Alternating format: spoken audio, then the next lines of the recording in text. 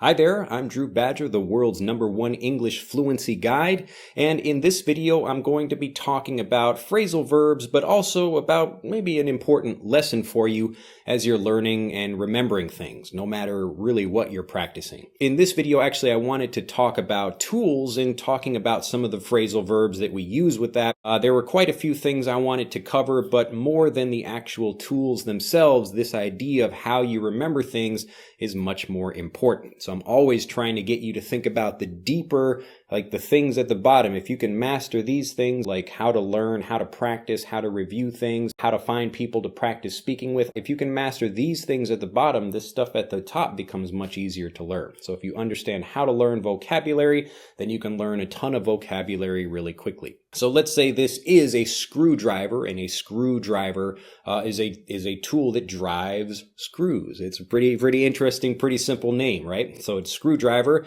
takes those little screws that have the little line on the outside, and we screw something into some wood. For maybe some people that don't know the difference, a nail is something that does not have the line around the outside, and you hit that with a hammer. So you have a nail sticking up and you hit, and you hit the nail into the wood. But with a screwdriver, you're actually taking a screw and screwing something into the wood. So screw into, to screw into. And this is our first phrasal verb, to screw something into something else. Now, when you're talking about taking a screw out of something, this is to unscrew something, but I'm turning the screw and making it go up. So screw up becomes something where we're talking about removing a screw or making something loose. Now, this is the important part about the video, where this is kind of a story here, where I want you to not be shy about creating your own stories to help you remember things. So as an example, many words, maybe they have a specific origin, like I was explaining in a previous video. All the tools that I have now are all digital, so they don't have little buttons and knobs and other things like that. But old radios, if you're looking at something electronic, or like an old TV, you would have a button on there, or you would have like a dial, typically that turns the television on, and this is where we get the phrasal verb to turn something on. So again, all of these things, just like I explained before in a previous video, where I was giving examples of the telephone and why we talk about hanging the telephone up or dialing the telephone, because even though we don't physically push buttons on that anymore, we're still kind of using that same idea. So often the history of these things becomes really important. But the important thing here is that even if you don't know what the physical origin of something might be, you can create your own story about that to help you remember it. So screw up is a really popular, very common phrasal verb that native speakers use when they're talking about making a mistake. Oh, I was trying to ask that girl out and I couldn't speak. I was I got really nervous and I screwed up the situation. So I screwed up my chance, or I missed my chance. I made a mistake and I wasn't able to ask that girl out. So I wasn't able to get a date.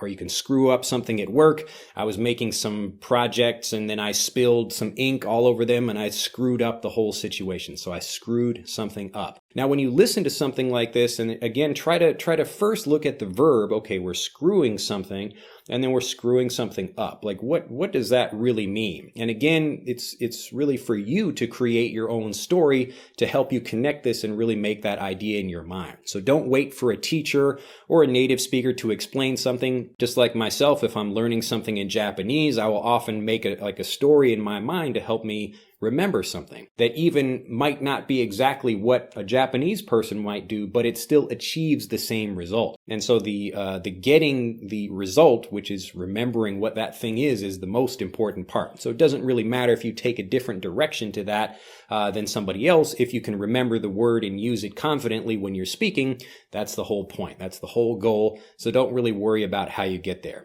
So as an example, maybe we have something like screw, and I'm talking about screw up. Now, how do I, if I think about the idea of screwing something up as making a mistake, maybe I create a story in my mind of I'm unscrewing something, so I'm screwing something up and I'm making that thing looser. So if I've got maybe two pieces of metal together and I am holding them together with one screw, if I screw that thing up, then they start, moving apart. And then if I remove the screw completely, then they come apart. It becomes a problem. Maybe I'm making a mistake. So in this way, I'm creating a story about where a phrasal verb might come from. So even if there's no logical reason, maybe like many years ago, people in the past, they just created, okay, we're going to call this screwing something up, even though there's no real logical reason to do that. But you create that logical connection in your mind, and that's what helps your understanding develop, especially for using phrasal verbs in this way. So for things like the television, where you can either see the history of it, like we spoke about in a previous video, where I'm turning the television on. I'm turning it on. Even though now we push a button to turn the television on, maybe on a remote control or something else.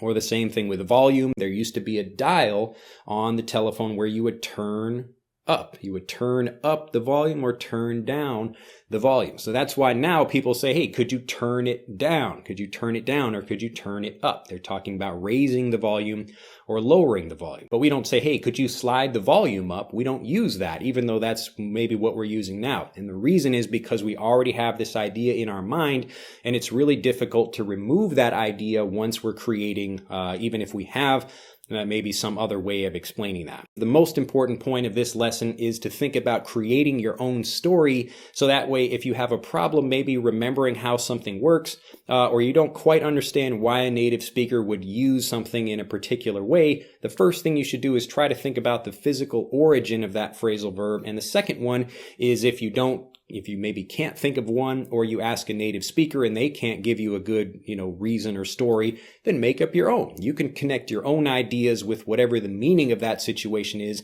And it's much more important to connect the meaning of things in English than it is to try to take maybe something in your native language and connect that with English. So do not translate. Take the time. It's really important, and it will help you use these things in conversations when you're speaking without having to think about it if you create these stories in your mind in English. So just try to make even a simple connection. So to screw something up, I'm maybe loosening something and it doesn't go well. I'm making a mistake somehow. If you have enjoyed this video, do click that like button and be sure to subscribe if you are not already a subscriber of the EnglishAnyone.com YouTube channel. I look forward to helping you improve even more. And also, if you have problems with your English, and it could be learning phrasal verbs, so this kind of vocabulary, if you struggle with having to think about grammar rules or tenses, or even if you just have problems understanding what people say. Maybe you're listening to me and you can understand my lessons quite well because I'm speaking quite clearly, but maybe you have trouble understanding other people in maybe movies or regular conversations. Click on the link in this video and take our English fluency quiz. This will give you a couple of opportunities to learn more about what your specific problem is. Even if you have multiple problems, really the key to improving is to focus on your weakest English fluency habit so that you can become a fluent speaker much faster. So really, this is probably the most important piece of information, even more important than this idea about stories. But when you're thinking about improving your English, it's not about learning more vocabulary. You want to develop the right habits, and if you do this, all of the vocabulary stuff comes naturally, and it comes very quickly. Anyway, do click on the link in this video if you're interested in taking this free quiz that will help you, give you specific personal advice to help you improve, and I look forward to seeing you in the next video. Bye-bye.